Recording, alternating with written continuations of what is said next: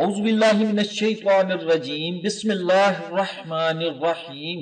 معزز اور محترم سامعین و ناظرین، السلام علیکم ورحمۃ اللہ وبرکاتہ۔ دوستو، دعا ہے کہ دوران بیان ہونے والی کمی بیشی، غلطی، کوتاہی اور زبان کی لغزش کو اللہ تبارک و تعالی اپنی بے مثال رحمت کے سبب معاف فرمائے، آمین ثم آمین۔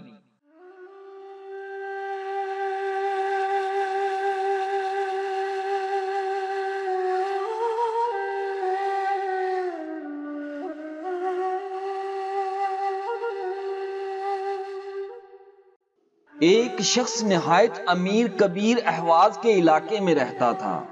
وہ شادی شدہ تھا۔ اس کی بیوی نہایت خوبصورت اور عقل مند عورت تھی۔ وہ دونوں ہنسی خوشی اپنی زندگی بسر کر رہے تھے۔ دنیا کی ہر چیز ان کے گھر میں موجود تھی۔ وہ شخص تجارت کی غرض سے بصرہ جایا کرتا تھا۔ ایک دفعہ جب وہ تجارت کی غرض سے بصرہ گیا تو وہاں اس کو ایک دوسری عورت پسند آ گئی، جس سے اس شخص نے نکاح کر لیا۔ اب اس نکاح کا علم احواز میں رہنے والی بیوی کو نہیں تھا۔ اس شخص نے اپنا یہ معمول بنا لیا کہ سال میں ایک یا دو دفعہ اس دوسری بیوی کے پاس بصرہ چلا جایا کرتا تھا۔ بصرہ میں رہنے والی بیوی کا ایک چچا تھا۔ عام دنوں میں وہ اپنی اس بیوی کے چچا کے ساتھ خط و کتابت کے ذریعے حال احوال معلوم کر لیا کرتا تھا۔ اتفاق ایسا ہوا کہ بصرہ میں رہنے والی بیوی کے چچا نے ایک خط لکھا جو اہواز میں رہنے والی بیوی کے ہاتھ لگ گیا، جس سے اسے حقیقت حال کا علم ہو گیا۔ اپنے خاوند کے دوسرے نکاح کا اسے پتہ چلا تو وہ نہایت پریشان ہوئی، مگر وہ خاموش رہی اور اس نے اپنی عقل مندی کو استعمال کرنے کا ارادہ کیا۔ اس نے ایک تدبیر کی۔ اہواز میں رہنے والی بیوی کا بھی ایک رشتہ دار بصرہ میں رہتا تھا۔ اس بیوی نے اپنے رشتہ دار کو خط لکھا کہ آپ وہاں سے میرے شوہر کے نام ایک خط لکھیں اور اس کا مضمون کچھ ایسا ہونا چاہیے کہ آپ کی فلاں بیوی جو فلاں جگہ پر رہتی ہے اس کا انتقال ہو گیا ہے، آپ جلد از جلد یہاں پہنچے۔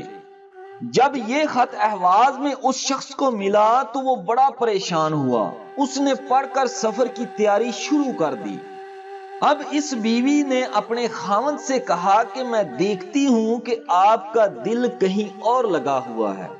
میرا خیال ہے کہ بصرہ میں آپ کی کوئی دوسری بیوی موجود ہے جس سے ملنے کے لیے آپ سال میں ایک یا دو دفعہ جاتے ہیں۔ اب اس شخص نے کہا معاذ اللہ، ایسا کچھ نہیں ہے۔ اس بیوی نے کہا میں اتنا کہنے سے مطمئن نہیں ہو سکتی بغیر قسم کے، آپ یہ حلف کریں کہ میرے سوا جو بھی آپ کی بیوی ہو، غائب ہو یا حاضر ہو، اس پر طلاق ہو۔ تو اس شخص نے یہ خیال کیا کہ اس کی دوسری بیوی کا تو انتقال ہو ہی چکا ہے، کیوں نہ میں حلف لے لوں۔ خیر اس نے اپنی اس بیوی کے سامنے یہ حلف کر لیا کہ میری جو بھی بیوی ہو، حاضر ہو یا غائب ہو، اس پر طلاق ہو۔ اتنا کہنے کے بعد وہ پھر سفر کی تیاری کرنے لگا تاکہ جا کر اپنی دوسری بیوی کے جنازے میں شامل ہو سکے۔ جب وہ سفر کی تیاری میں دوبارہ سے مشغول ہوا تو اس بیوی نے کہا کہ اب آپ کو سفر کرنے کی کوئی ضرورت نہیں۔ اب اس بیوی نے اس کو تمام احوال سے آگاہ کر دیا کہ کس طرح اس کو خط کے ذریعے اس کے دوسرے نکاح کا علم ہوا اور کس طرح اس نے دوسرا خط لکھوایا۔ جب اس شخص نے یہ سنا تو وہ سر پکڑ کر بیٹھ گیا۔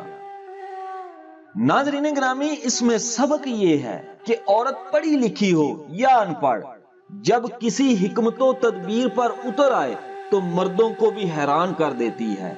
یہ ان پڑھ ہو کر بھی بہت کچھ جانتی ہے، اور اگر داؤ فریب پر اتر آئے تو بڑے دانا مردوں کو بھی چاروں شانے چت گرا دیتی ہے، اور مرد بیچارے حیران رہ جاتے ہیں کہ یہ کیا ہوا۔ اسی لیے اکبر الہ آبادی کہہ گئے ہیں اور خوب کہہ گئے ہیں، کیا بتاؤں کیا کریں گی علم پڑھ کر بیویاں، کیا بتاؤں کیا کریں گی علم پڑھ کر بیویاں، بیویاں شوہر بنیں گی اور شوہر بیویاں۔ ان کے فکر و کام سے بچنا ابھی دشوار ہے، ان کے فکر و کام سے بچنا ابھی دشوار ہے، اور آفت ڈھائیں گی سائنس پڑھ کر بیویاں۔